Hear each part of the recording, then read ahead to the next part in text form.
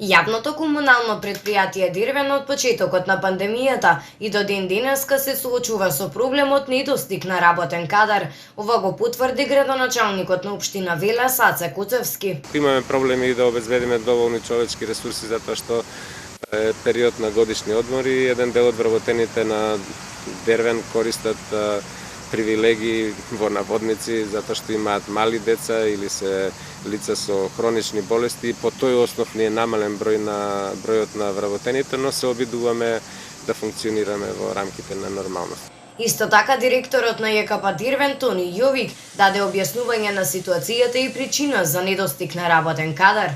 Ние имаме голем број на вработени кои што ги користат мерките од владата за чување на малолетни деца, за хронично болни што се ние едноставно не можеме да ги повикаме на работа.